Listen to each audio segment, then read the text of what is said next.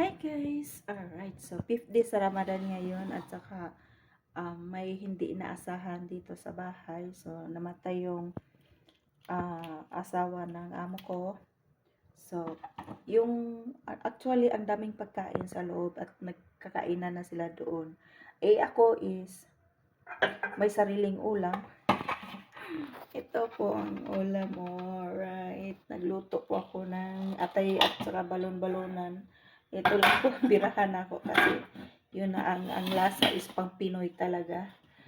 Alright, so tapos na po akong kumain. Hindi na po ako nag-video kasi may mga bata dito labas-pasok. Tas nagkataon ngayon is kumakain na sila.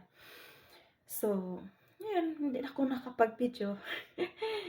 So, ayan, hindi po ako naka-ano ng ulam ko na pang 9 days. Actually, nakuhaan ko yan kagabi, dalawang plastic, dalawang Tupperware kasi pinakain ko sa Nikabayan kagabi kasi dumating sila. So, kaya nga hindi inaasahan na pangyayari, namatayan kami dito.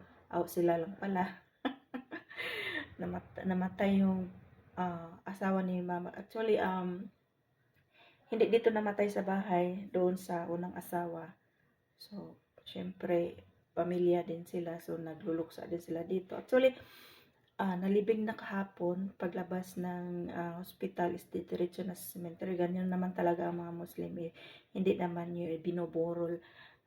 Pagkalabas sa hospital, diretso na yan sa libingan. So, nagluluksa sila dito.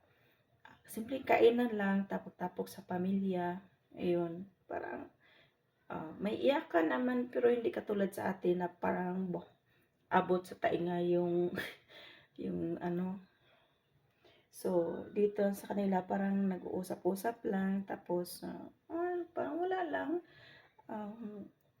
Ano lang sila, mag-ano ng mga bisita, may mga pumupunta dito, biso-biso, ganyan lang sila dito. Ganyan lang ang ano nila, hindi tulad sa atin ba na kailangan iburol, kailangan makita. So, sa kanila hindi na talaga nila makikita.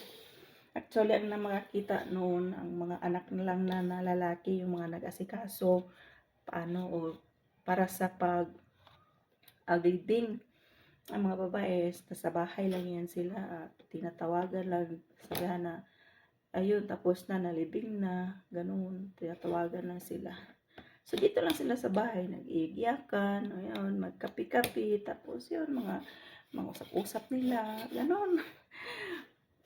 Kami naman dito mga palamunin, mga katulong. Kami naman dito is, ayan, kung may ibibigay sila sa amin ay maganda, pero kung wala, okay lang din. Ganyan.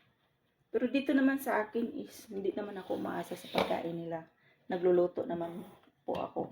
Sa katulad ngayon nga, may kanin pa. Diba? May tira pa kami. Kami ni Kabayan, kumain na kami. Kung bibigyan kami, kakain mi ulit. Yan lang kasimple. Alright, so hanggang sa muli na lang mga kaibigan.